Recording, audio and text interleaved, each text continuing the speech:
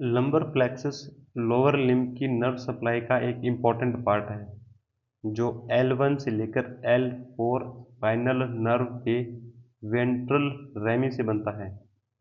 यह plexus mainly anterior और medial Thai compartment को सप्लाई करता है, इसलिए इनका सीधा रिलेशन मूवमेंट और गेट स्टेबिलिटी से होता है। इसके दो सबसे इम्पॉर्टेंट ब्रांचेज हैं, फेमोरल नर्व और obturator nerve. Femoral nerve L2 से लेकर L4 तक एंटीरियर थाई कंपार्टमेंट को सप्लाई करता है। यह क्वाड्रिसेप्स फेमोरिस मसल्स को इनरवेट करता है जो नी जॉइंट का एक्सटेंशन करते हैं और वॉकिंग, स्टैंडिंग और क्लाइंबिंग में इसेंशियल रोल प्ले करते हैं। रेक्टस फेमोरिस के थ्रू यह हिप फ्लेक्शन में भी कंट्रीब्यूट करता है। क्लिनिकल पॉइंट ऑफ व्यू से देखें तो अगर फेमोरल नर्व इंजरी हो जाती है तो नी एक्सटेंशन लॉस हो जाता है, जिससे पेशेंट को चलने या स्टेयर चढ़ने या खड़े होने में डिफ़िकल्टी होती है, क्योंकि बॉडी को आगे पुश करने की कैपेसिटी कम हो जाती है। नेक्स्ट है ऑब्ट्यूरेटर नर्व L2 से लेकर L4 तक। ये मीडियल थाई कंपार्टमेंट को सप्लाई करता है और अडक्टर मसल्स को इनरवेट करता है। इसका मेन फंक्शन थाई को मिड लाइन की तरफ लाना यानी कि अडक्शन करना होता है, जो बैलेंस और कोऑर्डिनेटेड वॉकिंग के लिए ज़रूरी है। अगर ऑब्ट्यूरेटर नर्व डैमेज हो जाती है तो अडक्शन वीक हो जाता है और पेशेंट का गेट अनस्टेबल हो सकता है, क्योंकि लोअर लिम्ब को बॉडी के सेंटर के पास कंट्रोल करना मुश्किल हो जाता है। इस तरह लंबर प्लेक्सस के थ्रू हम ये क्लियरली समझ सकते हैं कि नर्व सप्लाई किस तरह से कंपार्टमेंट से जुड़ी होती है और नर्व सप्लाई में इंजरी होने पर कौन सा मूवमेंट स्पेशली अफेक्ट होता है। नेक्स्ट है sacral plexus. Sacral plexus lower limb की मेजर नर्व सप्लाई का सबसे पावरफुल पार्ट है, जो L4 से लेकर S4 स्पाइनल नर्व्स के वेंट्रल रेमी से बनता है। यह mainly gluteal region, posterior thigh, leg और फुट को सप्लाई करता है, इसलिए लोकोमोशन, पावर और प्रोपल्शन में इसका काफ़ी रोल होता है। इसके मेन ब्रांचेस हैं sciatic nerve, superficial gluteal nerve और इंफीरियर ग्लूटियल नर्व।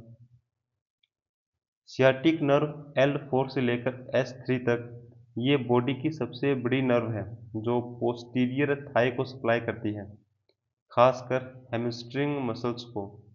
ये मसल्स नी फ्लेक्शन और हिप एक्सटेंशन करते हैं, जो वॉकिंग और रनिंग के लिए काफ़ी ज़रूरी मूवमेंट होती हैं।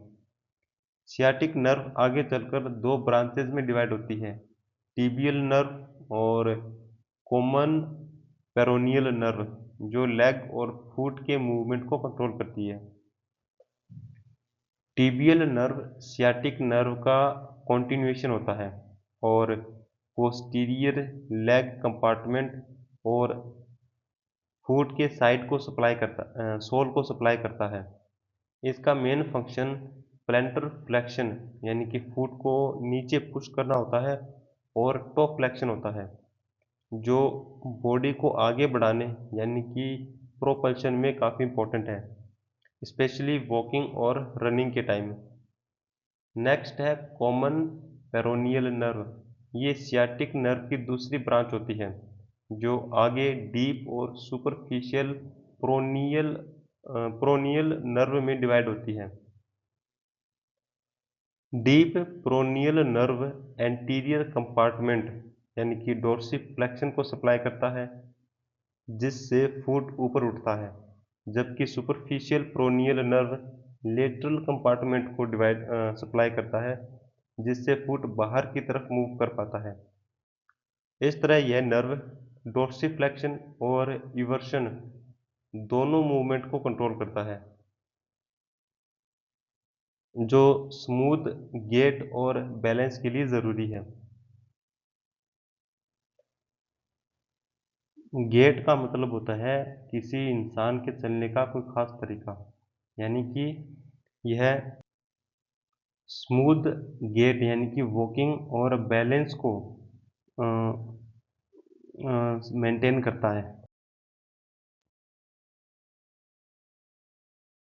लोअर लिम्ब नर्व सप्लाई को क्लिनिकली समझने के लिए कुछ क्लासिक कंडीशंस होती हैं, जैसे फुट ड्रॉप और ट्रेंडी-लैंडबर्ग साइन और सियाटिका। ये डायरेक्टली नर्व्स, मसल मूवमेंट और डेफिशिट को एक्सप्लेन करती है। जैसे फुट ड्रूप में कॉमन पेरोनियल नर्व इंजर्ड हो जाती है, जो यूजुअली फिबुलर नेक के आसपास वल्नरेबल होता है। इस नर्व के डैमेज होने से एंटीरियर कंपार्टमेंट के डोर्सिफ्लेक्सर मसल्स काम नहीं करते, जिससे फुट को ऊपर उठाना यानी कि डोर्सिफ्लेक्शन इम्पॉसिबल हो जाता है।